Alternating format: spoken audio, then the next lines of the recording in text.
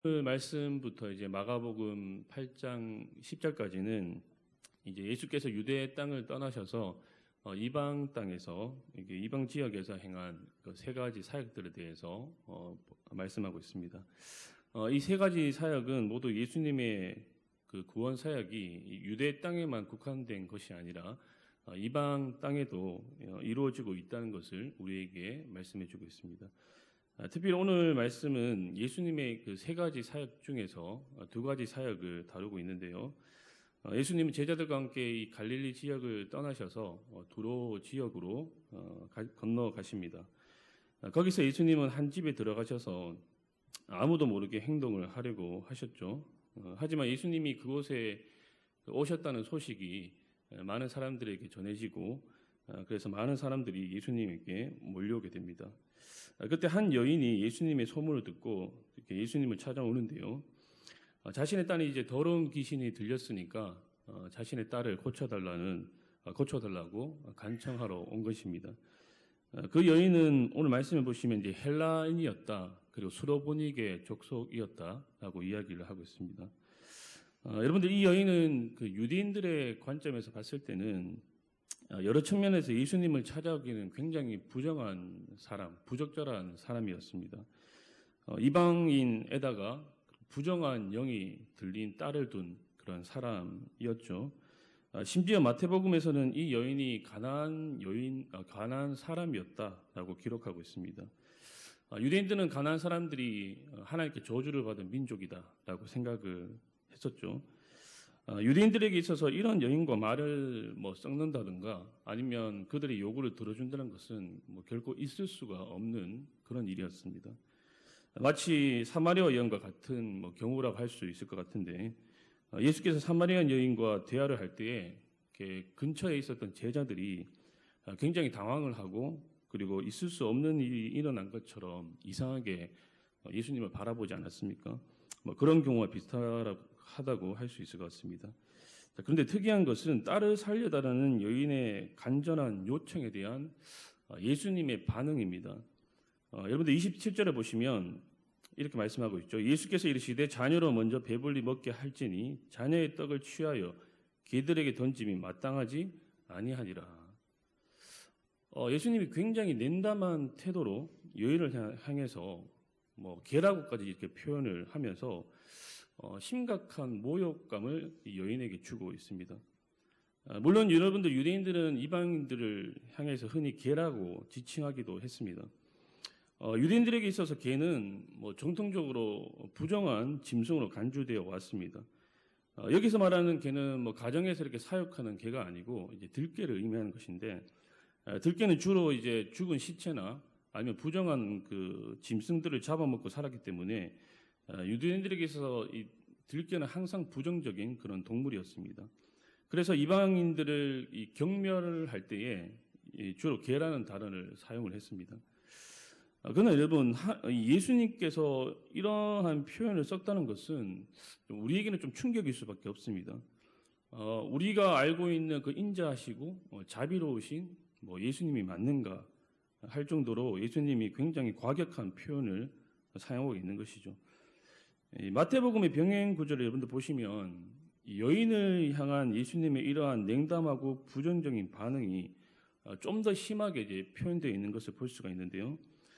수로보니게 여인이 예수님을 만나기 전부터 멀리서부터 예수님께 불쌍히 여겨달라고 딸을 고쳐달라고 굉장히 큰 소리로 이렇게 외쳐댔지만 예수님께서는 듣지 않으시고 무시하는 이렇게 태도를 마태복음에서는 이제 기록되어 있습니다. 그 여인의 소리가 얼마나 크고 집요했는지 제자들이 좀 봐달라고 할 정도였습니다. 하지만 예수님께서는 그때에도 그렇게 말씀하시죠. 나는 이스라엘의 집에 잃어버린 양 외에는 다른 데로 보내심을 받지 아니하였다라고 하면서 무시하는 태도를 보이십니다. 여러분들 우리는 예수님께서 자비로우시고 긍휼이 풍성하신 분이심을 알기 때문에 분명히 예수님께서 어떤 의도가 있으셨기 때문에 어떤 이유가 있으셨기 때문에 이렇게 하시는 것이 아닌가라는 축적을 할 수가 있습니다. 여러분 예수님은 아셨죠? 이렇게 매몰차게 냉담하게 대하더라도 이 여인을 대하더라도 이 여인이 절대로 포기하지 않을 것을 예수님은 잘 아셨습니다. 끝까지 포기하지 않고 간절하게 예수님께 매어 달릴 것을 예수님께서는 잘 아셨어요. 그러니까 여러분들, 예수님은 이 여인의 믿음의 수준에 맞는 그런 시험을 하고 계신 것입니다. 여러분들 그렇죠? 하나님은 늘 수준에 맞게 우리를 시험하시고 테스트를 하시는 분이십니다. 그것을 성경이 우리에게 증거하고 있지 않습니까? 감당할 시험 밖에는 너희가 당한 것이 없다 라는 말씀, 그리고 감당하지 못할 시험은 주지 않으신다 라는 말씀 우리가 잘 알고 있습니다. 딱 우리에게 수준에 맞게 그 이상도 그 이하도 아닙니다. 완벽하신 하나님이기 때문에 얼마나 하나님께서 정확하시겠습니까? 저와 여러분이 당하는 그 시련이나 어려움은 딱 저와 여러분의 수준에 맞는 그런 어려움이고 그런 시련인 것이죠. 그 이상도 그 이하도 아닐 것입니다. 그러니까 지금 주어진 시련과 어려움을 잘 견디고 잘 버텨나가다 보면은 분명히 한 단계 더 성숙해 있는 우리의 그런 모습들을 발견하게 되는 것이죠. 무엇보다 예수께서 이 여인을 이렇게 매몰차게 대하는 이유는 여러분들 제자들을 위해서였습니다. 이런 냉담과 거절과 무시에도 아랑곳하지 않고 끈질기게 그리고 간절하게 예수님을 붙드는 이 여인의 큰 믿음을 공개적으로 드러내고 보여줌으로 통해서 제자들의 믿음에 도전을 주기 위해서였습니다. 여러분들 사실 이런 모욕과 무시를 당하면 일반적인 사람일 경우에 화를 내거나 이렇게 욕을 하면서 그 자리를 떠날 것 같습니다. 그런데 이 여인의 반응은 여러분들 좀 다르죠. 일반적이지가 않습니다. 과격한 예수님의 말씀에 오늘날로 말하면 굉장히 이렇게 센스 있게 대답을 하는데요. 28절입니다. 주여 올소이다마는 상안의 개들도 아이들이 먹던 부스러기를 먹나이다. 여인은 먼저 주님, 당신의 말씀이 옳습니다. 맞습니다. 라고 하면서 예수님의 말씀을 인정해 드려요. 그리고 여기서 예수님을 이 여인이 주님이라고 이렇게 부르고 있는데 이것은 예수님의 권위를 인정한다는 의미입니다. 어떤 주석가는 이 여인이 예수님을 단순히 랍비나 아니면 선지자 정도로 알고 있는 것이 아니라 어떤 신적인 존재라는 것을 인식하고 이 주님이라는 호칭을 사용하고 있다라고 보기도 합니다.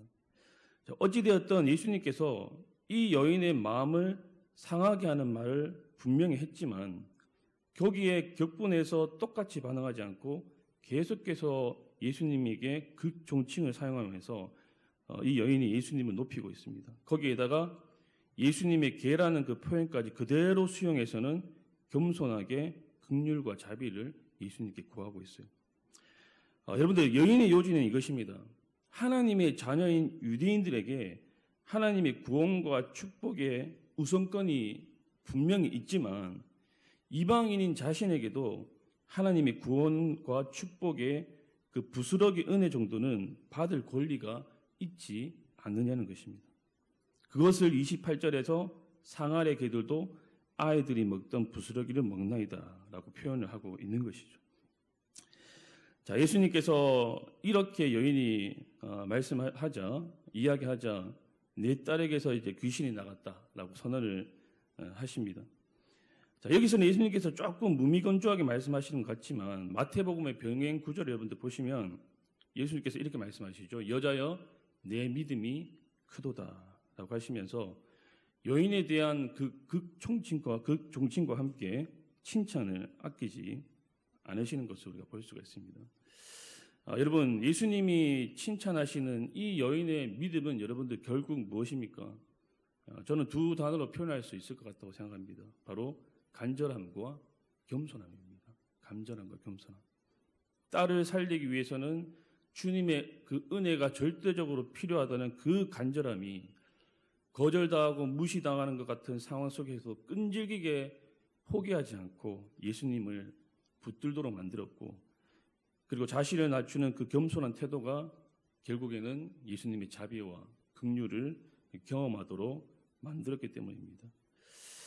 여러분들 당시 성민 의식으로 가득했던 이 유대인들, 특별히 종교 지도자들은 분명히 자녀로서 누릴 수 있는 그 풍성한 은혜를 그들은 교만하게 거절함으로 통해서 어떻게 말하면 부스러기 은혜라도 누릴 수가 없었습니다. 여러분들 예수님의 원래 의도는 마가복음 7장 27절에도 말씀하고 있듯이 자녀로 먼저 배불리 먹도록 하는 것입니다. 먼저 유대인들에게 하나님의 그 풍성한 구원과 축복과 은혜를 베풀어 주는 것이에요. 그러나 그들은 교만으로 인해서 그것을 하나도 맛보지 못했습니다. 하나도 누리지 못했습니다. 그러나 아이러니하게도 당시에 괴 취급당하던 자격 없던 이방인들은 겸손하게 하나님의 그 은혜와 복을 갈망하고 그것을 받아들임으로 통해서 하나님의 자녀가 누리는 은혜와 복을 얻고 누리게 되었던 것입니다.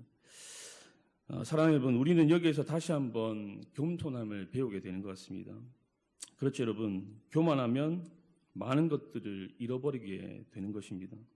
교만하면 지금 있는 것도 빼앗기게 되고 잃어버리게 되고 결국 많은 것들을 누리지 못하게 되는 것이죠. 사랑하는 여러분, 오늘 말씀에서 보여지는 이 수로보니게 여인의 믿음이 저와 여러분들의 믿음에 도전을 주기를 소망합니다. 항상 우리 마음에 주님의 은혜가 절대적으로 필요하다는 그 인식, 은혜 없이는 살아갈 수 없다는 그 절실함과 간절함이 늘 저와 여러분들의 안에 살아 있었으면 좋겠습니다. 정말로 은혜 아니면 살아갈 수가 없네라는 그 겸손한 고백이 늘 우리 안에 살아 있었으면 좋겠습니다. 사랑하는 여러분, 우리 모두는 이 수로보니게 여인처럼 하나님의 은혜와 축복을 받을 자격이 없는 하나님의 구원에서 제외된 이방인들이었습니다. 하나님의 복을 받는다 할지라도 이 여인의 고백처럼 부스러기 은혜 정도만 받을 수 있는 그런 이방인들이었죠. 하지만 예수님을 통해 이방인인 우리가 하나님의 자녀가 되었고 자녀로서의 풍성한 은혜를 받고 누릴 수 있게 되었습니다. 사랑하는 여러분, 하나님은 우리에게 부스러기 은혜 정도가 아니라 자녀가 누리는 풍성한 복과 은혜를 예비해 두셨습니다. 겨우 부스러기 정도가 아니라 풍성한 복과 은혜를 주시는 자비로우신, 은혜로우신 아버지이십니다. 비록 자격 없는 우리들이지만 예수님을 통해 자녀 삼아 주셔서 그분의 풍성한 은혜와 복을 누리게 하신 하나님께 여러분 오늘도 이 새벽에 자녀의 그 권리를 가지고 담대히 나아가셔서 부스러기 은혜 정도가 아니라 모든 것을 가시니 그 아버지께 풍성한 은혜를 구하시는 저와 여러분들이 될 수 있기를 주님의 이름으로 간절히 축복합니다. 아멘. 우리 같이